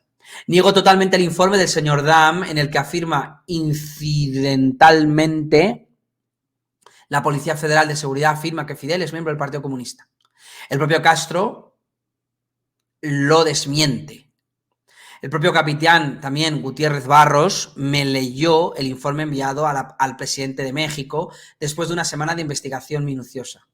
Entre sus observaciones se afirma categóricamente que no tenemos, desde esa época Castro ya usaba el plural retórico para referirse a su persona, nexo ninguno con organizaciones comunistas. Tengo ante mí el periódico Excelsior del 26 de julio, página 8, columna 6, párrafo 5, donde se lee: el Buró Federal de Seguridad enfatizó que el Grupo 26 de Julio no tiene nexos comunistas ni recibe ayuda de los comunistas. Castro continuó su ataque contra Dam, acusando al gobierno de Batista de complot contra su persona y también recordando la pasada colaboración de los comunistas con el dictador cubano, ya que Batista había tenido contactos con ellos. Dice textualmente: la intriga es ridícula y sin el menor fundamento, porque tan solo he militado en un partido político y es el Partido Ortodoxo que fundó Eduardo Chivas. Además, ¿qué moral tiene el señor Batista para hablar de comunismo si fue candidato presidencial del Partido Comunista en las elecciones de 1940? Si sus pasquines electorales se cobijaron bajo la hoz y el martillo, si por ahí andan las fotos junto a Blas Roca y Lázaro Peña, si media docena de sus ministros actuales y colaboradores cercanos eran bien conocidos miembros del Partido Comunista. Las palabras de Castro, recordando la pasada colaboración de Batista con los comunistas, eran el peor ataque que tanto el dictador como los comunistas podían recibir. Y mucho más aún su insinuación difamatoria de que los comunistas todavía estaban colaborando con Batista. Theodor Draper, uno de los autores que mejor ha estudiado esta etapa de la historia cubana, señaló ciertamente que es muy difícil de creer que un comunista se justificara en una forma tan extraña. Por su parte, los comunistas no se quedaron callados y ripostaron de varias formas, entre ellas insinuando que Castro estaba loco y que era homosexual. Un columnista del periódico Hoy, que firmaba con el seudónimo Esmeril, lo llamó en varios artículos el Casto Fidel, un apodo injurioso con connotaciones que se podían interpretar de otras maneras, inspirado en el título de una película de moda por entonces. Sin embargo, testimonios posteriores en su etapa dictatorial hablan de escarceos con numerosas mujeres. Vamos a aceptar por un momento que en la época previa al Bogotazo, Fidel Castro era un criptocomunista y un supuesto agente secreto del comunismo internacional controlado por el polaco de Muralla. Si esto hubiese sido cierto, a su regreso de Colombia, donde había quemado su cubierta, ya que toda prensa oficialista colombiana lo había acusado de comunista, lo más lógico hubiera sido que los comunistas cubanos lo hubiesen recibido como un héroe. Y Castro se hubiera hecho miembro oficial del PSP, el Partido Socialista.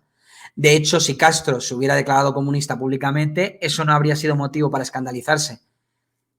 En la historia de Cuba, gran parte de la población tenía simpatías por figuras políticas comunistas como Julio Antonio Mela, Carlos Baliño, Rubén Martínez Villena, quienes declararon su militancia comunista secreta después de haber logrado cierta preeminencia política. Pero por el contrario, a su regreso a Cuba, Castro y Del Pino no se hicieron miembros del PSP, sino del Partido del Pueblo Cubano, o llamado Partido Ortodoxo, dirigido por el líder nacionalista y anticomunista Eduardo Chivas. Según Reynal, desde que era joven Castro, siempre se rodeó de un grupo de comunistas, lo cual en parte es verdad, pero solo parcialmente. Pues también es cierto que siempre se rodeó de un grupo mucho mayor de fascistas, simpatizantes de la extrema derecha. Incluso gente de un componente, por así decirlo, conservador, reaccionario católico. Reynal cita un documento en el que Alfredo Guevara menciona que después de haber conocido a Castro tenía ganas de conquistarlo, haciendo referencia a que también se juntaba con homosexuales. En la página 198. Los espías por lo general no conquistan, sino que reclutan. Me temo que el interés de Guevara, un conocido homosexual, por Castro no era por razones políticas. En uno de sus largos y aburridos discursos en los que regurgitaba lo que había leído, pero nunca tuvo un pensamiento original, Castro confesó que nunca había leído más de unas pocas páginas del Capital de Marx. No lo critico, yo lo leí hace mucho tiempo y me pareció un libro arduo y pesado. Pero si Castro nunca leyó el Capital, tampoco leyó el Manifiesto Comunista. ¿Por qué se autotitulaba comunista? Su amigo Gabriel García Márquez trató de explicarlo diciendo que las razones eran porque Castro no era un marxista dogmático. Tal parece que el famoso polaco con vínculos soviéticos de calle Muralla se olvidó de informarle a Nikita Khrushchev que había reclutado a Castro para la causa del comunismo. En una conferencia que pronunció en la Universidad de Kansas, Sergei Khrushchev, el hijo de Nikita Khrushchev, cuenta que cuando era un adolescente y estaba de visita al Kremlin, oyó a su padre y a otros líderes soviéticos comentar las sospechas de Castro como agente de Estados Unidos, como ya he comentado antes.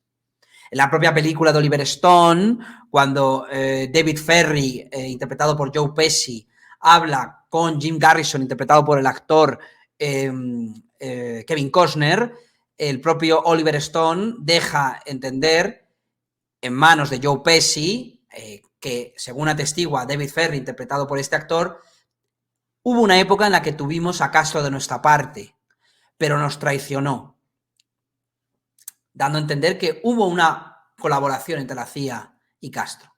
La victoria de Bahía de Cochinos que la CIA sirvió a Castro en bandeja de plata fue el hecho decisivo que convenció de la bona fides de Castro al Politburó. Mucho se ha escrito, como ya hemos hablado antes, pero ni Castro se acercó a los soviéticos siguiendo su propia iniciativa, ni los errores de Estados Unidos lo impulsaron a hacerlo. Por el contrario, todo pudo ser parte de un plan bien concebido por el CFR y el gobierno invisible de Washington, para hacer caer a Khrushchev en una trampa.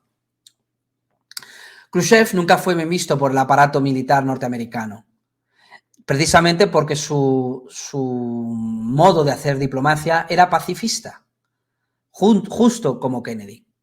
La prueba de esto es un telegrama secreto enviado a su país por el embajador británico en Washington, Sir Harold Katcha, donde menciona las veradas amenazas de Castro de adquirir aviones de combate detrás de la cortina de humo si Gran Bretaña no se los vendía. consiguiendo un bien ensayado guión de cine. El propio embajador, en otro cable fechado el 24 de noviembre del 59, menciona los esfuerzos de Allen Dulles, el director de la CIA y miembro del CFR, para evitar que Gran Bretaña le vendiera aviones de combate a Castro, y así los cubanos se vieran forzados a adquirirlos en el bloque soviético. Esos cables secretos son prueba fehaciente de que el acercamiento de Castro a los soviéticos no fue el resultado de errores de la política norteamericana, sino un plan cuidadosamente elaborado por los conspiradores, cuyo objetivo era infiltrar a Castro en las filas del bloque soviético. Tampoco explica Reynal en su libro por qué en abril de 62, caso único en la historia de un país supuestamente comunista, Castro expulsó de Cuba sumariamente, sin dejar tiempo ni para que se cambiaran de ropa interior, al embajador soviético de Cuba, Sergei Kudryavtsev, un alto oficial de la inteligencia soviética. Aunque parecía un idiota, el ruso no tenía un pelo de tonto. En su libro KGB, Brian Fremantle lo llama espía maestro. ¿Por qué expulsó Castro a Kudryavtsev? ¿Por qué el espía maestro, en coordinación con algunos de los viejos comunistas del PSP y los KGBistas de la embajada, estaban tramando dar un golpe de Estado a Fidel Castro, si era comunista? ¿Qué le pasó al espía maestro cuando llegó a Moscú? ¿Lo envió Khrushchev a un gulag a Siberia? Por supuesto que no. Lo que hizo fue nombrarlo representante de la URSS ante la UNESCO, en París. Lo cual indica claramente que Kudryavtsev no actuó por su libre voluntad, sino que seguía órdenes superiores. Fue premiado por ello. Esto también indica que el polaco de la calle Muralla al parecer no mantenía buenas relaciones con Khrushchev y tampoco está demostrado realmente su existencia. Parafraseando el postulado de Guillermo de Ockham, la explicanda non sum multiplicanda praeter necessitatem, o lo que es lo mismo, a veces la explicación más sencilla es la correcta. No voy a continuar exponiendo datos sobre por qué considero que la teoría de Reynal es totalmente una farsa. Y bueno, el mero hecho de que la facción soviética se alejara de Castro en un inicio es una prueba circunstancial de bastante peso. A comienzos del 48, Fidel Castro fue reclutado por los comunistas, pero no por los comunistas de Moscú, ni por el polaco de Muralla, sino por los verdaderos supuestos comunistas, los que crearon el comunismo y se lo impusieron a los rusos y otros pueblos del mundo. Es decir, la élite oculta de Washington, la élite oculta del Estado profundo. Contrariamente a lo que nos han hecho creer, el comunismo, como la tarta de manzanas, es un producto típicamente norteamericano. Es falso. Los comunistas, esos comunistas fueron los que financiaron a Trotsky y Lenin y les impusieron el comunismo a los rusos y desgraciadamente la vida por más de 70 años. Estos fueron los que expusieron a Castro a los cubanos y luego traicionaron a los patriotas cubanos en Playa Girón, para que los soviéticos, que tenían serias dudas acerca del comunismo y de Castro, finalmente lo aceptaran en su seno.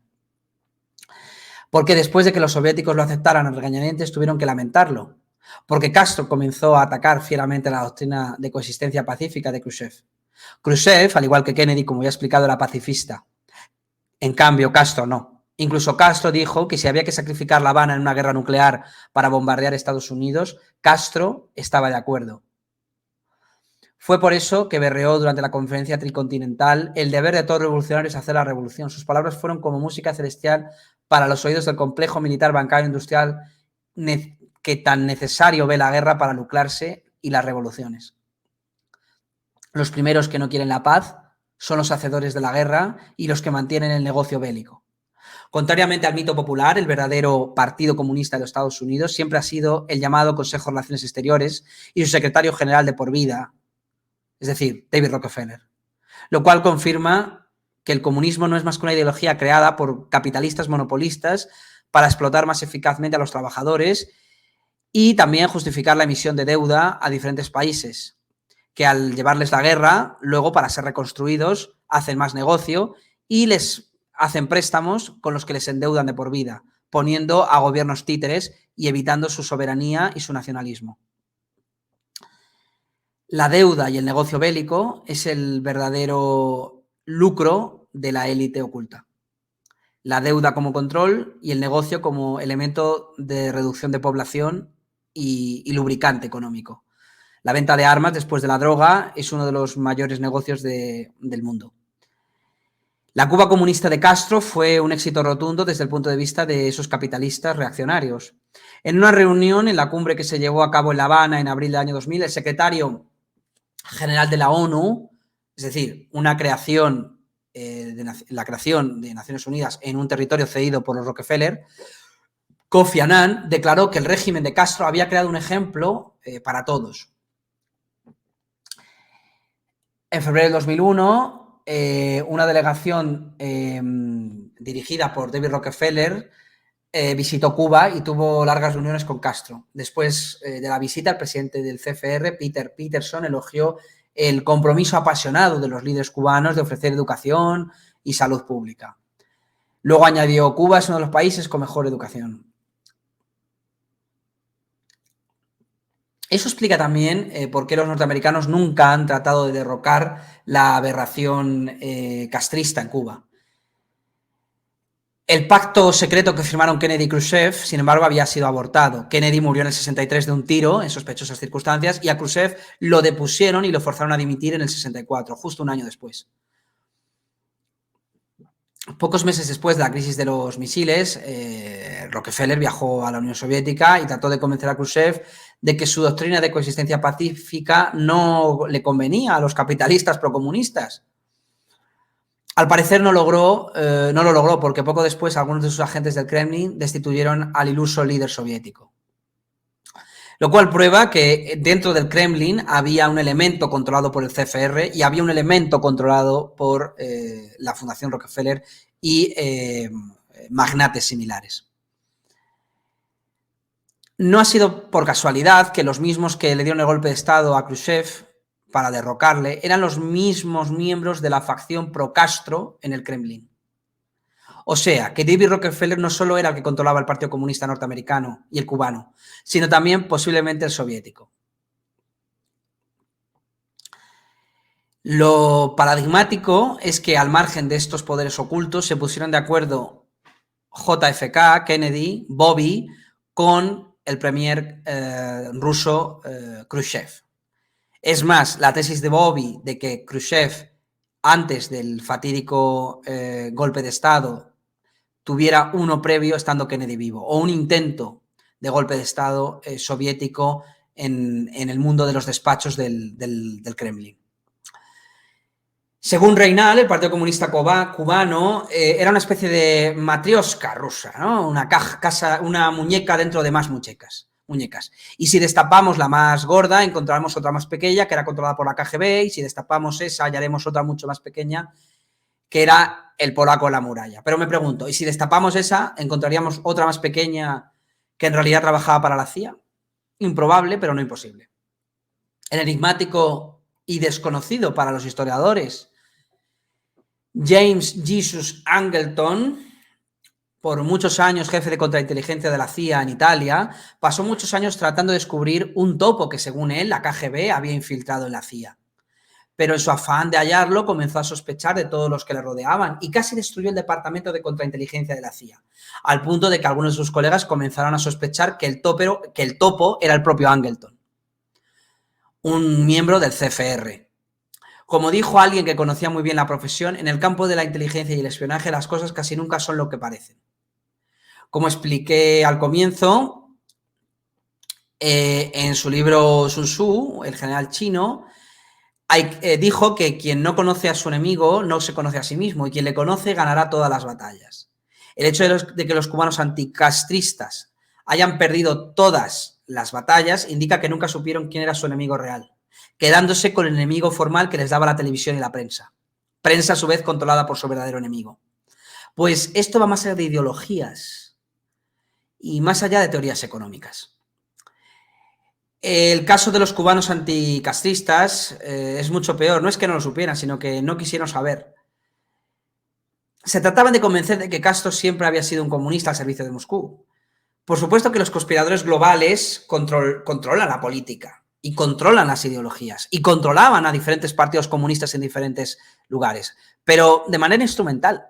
Si ese mismo partido comunista se volvía nacionalista, nacionalizaba los pozos de petróleo, nacionalizaba los recursos de gas imprimía su propia moneda sin aceptar la deuda de los bancos internacionales, destruirían ese partido. Se llamara comunista, se llamara como se llamara, o cristiano, o demócrata cristiano.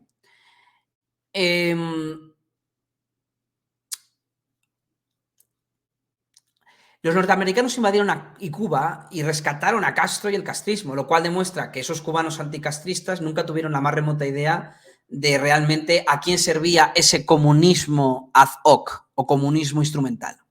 Los cubanos anticastristas en el exilio, daba igual que hubieran leído el Manifiesto Comunista de Marx, les hubiera valido más leer la historia de Estados Unidos. Habrían descubierto que no solo es un país comunista, sino que fueron los norteamericanos quienes, por lo menos una élite oculta norteamericana y anglosajona, quienes impusieron el comunismo a los rusos y, por lo tanto, al final a los cubanos. Lamentablemente, los cubanos anticastristas del exilio nunca trataron realmente de derribar a Castro, sino de demostrar que ellos siempre tuvieron la razón y que Castro siempre fue comunista. En la dualidad, en la dialéctica hegeliana, derecha-izquierda. Esto explica por qué el tirano murió en su lecho y los cubanos todavía están en el exilio tratando de convencer a los norteamericanos para que derroquen el castrismo y salven a los cubanos del comunismo. Fueron víctimas de un lavado de cerebro. Incluso llegaron a odiar a Kennedy, puesto que la prensa de derechas del gobierno oculto norteamericano les dijo que había sido Kennedy el culpable de que no derrocaran a Castro los norteamericanos. El libro de Reynal es la continuación de esa idea errónea, de esa idea dialéctica dual.